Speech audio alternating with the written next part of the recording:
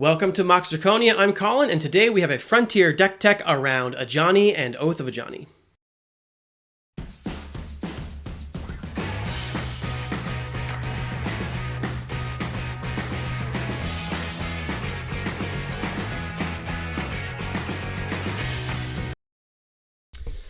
Hello everybody, today's deck tech will be in the format of Frontier, which is a brand new fan-created format that started in Japan and has been making its way over to the Western Hemisphere and has been getting mixed results as far as attendance on events and various things. However, because it is so new, it is a brewer's paradise, and us being brewers and being advocates of everybody brewing as much as they can, we love Frontier because it is not solved. There are many different things you can do, and it's always changing just like Modern and Standard, and so there's going to be new decks that come out as new sets come out.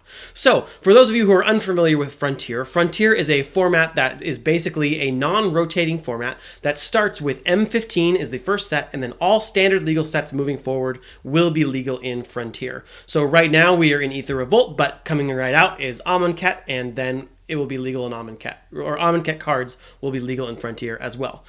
So there are lots of different decks in Frontier that are sort of established, and there have been lots of larger events. And so you can go onto mtggoldfish.com and you can look at the Frontier metagame. And then also we had Tony from mtgfrontier.com on our podcast, Mox Team Zirconia, to tell us how to brew for Frontier. So in the notes of this YouTube video, you will find a link to that episode so you can basically get his advice on how to brew for Frontier, which is incredibly valuable.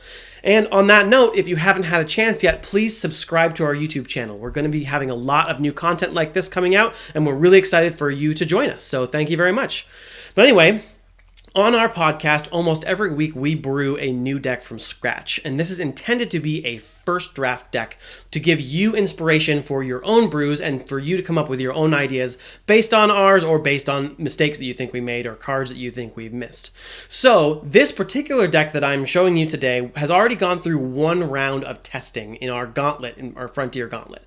But just because it's been through one round doesn't mean that it doesn't need extra testing, extra tweaks, and that it doesn't need any tuning that would be specific to your local metagame. So please keep that in mind as you're looking at the deck list. You can change it, and we want to hear how you want to change it up. We were looking at cards to brew in Frontier, and one card that we feel has not seen enough play in Standard is called Oath of Ajani. And Oath of Ajani is from Aether Revolt. It is an enchantment for 1 green and 1 white, and when it enters the battlefield, you get to put a +1/+1 counter on all creatures you control.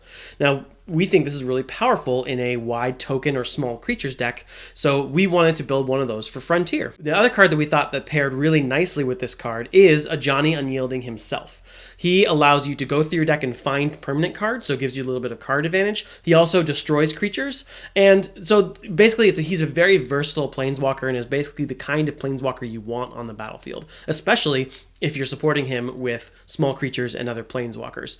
So let's get into the actual deck and the direction we ended up going. Oath of Ajani's second ability allows you to play planeswalkers for less mana. Basically, it says each planeswalker you cast costs 1 less to cast. So we thought it would be useful to go ahead and pair up Ajani with the token creating planeswalkers in green and white. So that brings you Nissa, Voice of Zendikar, which makes tokens and then buffs all the creatures just like Oath of Ajani. And then you've got Gideon, Ally of Zendikar, which is probably one of the most prominent and bigger of the planeswalkers that create tokens out there, and he's still kind of a menace. So once you pair those guys up there, you're looking for a wide strategy. You're looking for creatures to get buffed by Gideon's ultimate and Nissa's minus ability. And cheap creatures that synergize really well with each other are elves. And there are lots and lots of elves in Frontier to make this a very viable strategy. So we decided to go with an elf tribal engine around these planeswalkers. So let's get into the creature package on this deck. Starting with ramp, we have Elvish Mystic and Rishkar Peema Renegade. Rishkar also gives +1/+1 counters, which is really great when you have small creatures because you can start getting them over the top. And then Elvish Mystic, of course, the 1-drop mana dork that increases your mana and ramps you up, is just really powerful.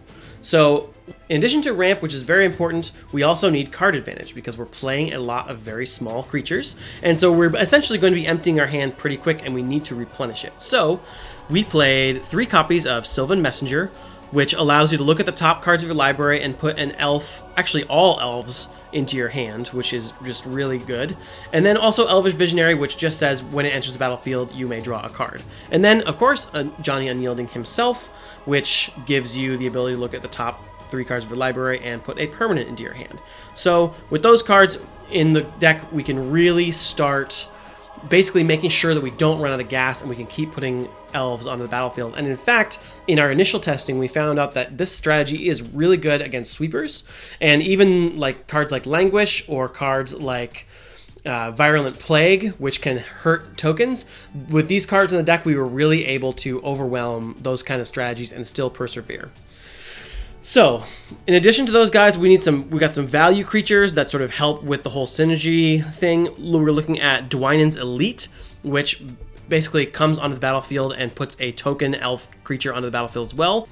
And then Dwynen himself, Dwynen Gilt-Leaf Daen, which is a 3/4 for 4, and it gives your other elves +1/+1, and it also gains you some life. So whenever elves attack, you gain, or whenever your creatures attack, you gain X life, or X is the number of attacking creatures, which means that you can, knowing he's in your deck, you can take a little bit of damage early and know that you're going to be able to recover.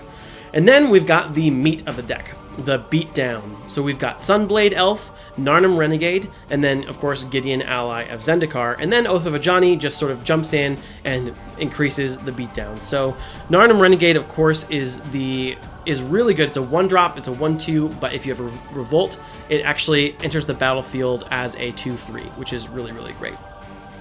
And so then, once you get all these creatures out, you've got these tokens from your planeswalkers, you've got these creatures. Sometimes they're just not big enough to get through, and so we've actually included a couple different finishers for some alternate win conditions if you just can't get through on the beatdowns.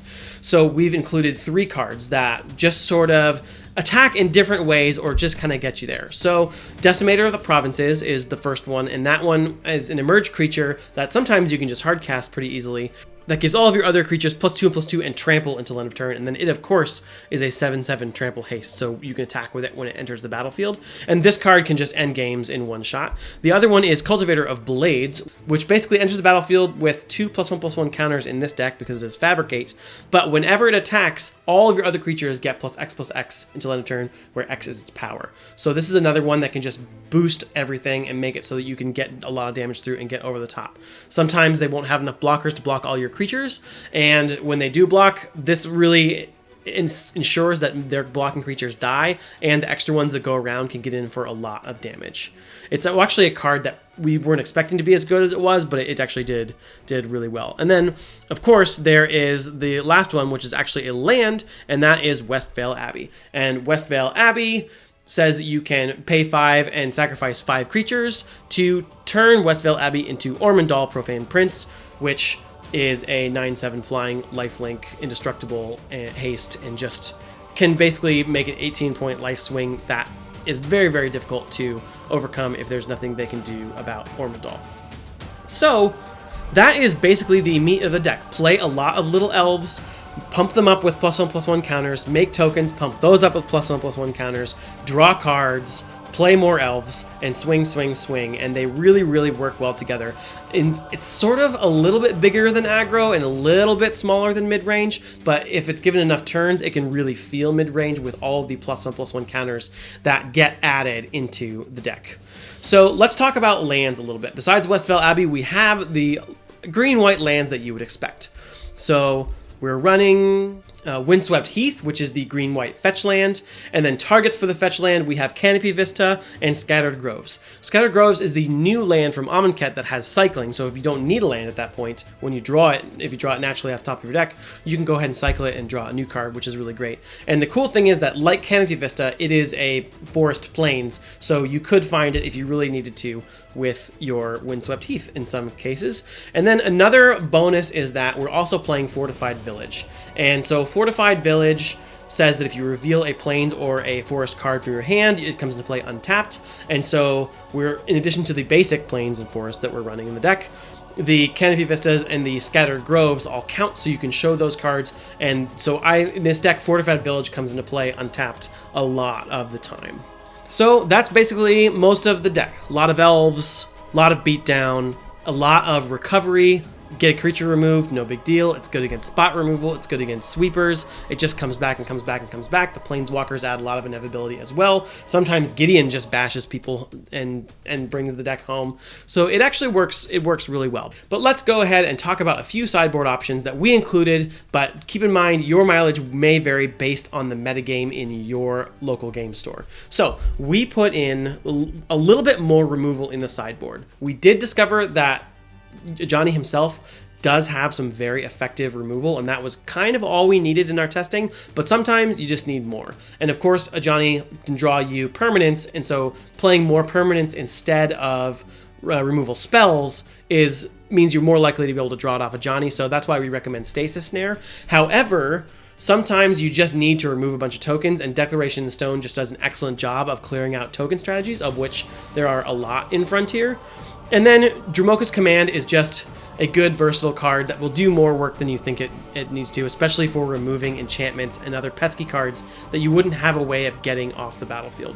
This deck doesn't really have another way of dealing with pesky enchantments, of which there are many in Frontier, so we put it in the sideboard just in case it's needed. And then, of course, there are also artifacts, so Natural State can take out a lot of the more troublesome artifacts in Frontier as well.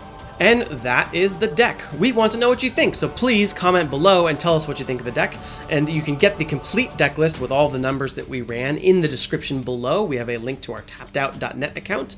And also we have a link to the podcast episodes where we brewed the deck live on the podcast, and then the episode where we reported on how the deck ran and talked about changes that we made in testing and why. There's a lot of good background on the choices that we made to make this deck work, so it's worth checking out and listening to. But like I said, this is a very early round in this deck. It is still pretty rough, so we want to know what you would think it would make it better. So please reply in the comments below. Let us know what changes that you think should be made, how we can improve it, and we're very interested in those. And please, please, please subscribe to our channel, because we're going to be putting out a lot more videos like this, and we want to know what types of videos you want to see. And then also, please check out our podcast. We have a weekly podcast that is devoted to brewing, and that is called Mox Team Zirconia. You can search that on iTunes or Stitcher or anywhere that you prefer to get your podcast. We're on all of the podcast apps, and we would love for you to join us every week where we talk about cards and we get people inspired and excited to try out new combos and try out new cards to brew for whatever format you like. We typically stay in standard or in the newer formats, but that doesn't mean that you have to, and we're just a fan of brewing, and we want to see as many home brews at competitive events as we possibly can, and we want you to feel enabled to do that. So check us out. Thank you very much for watching, and we'll catch you next time.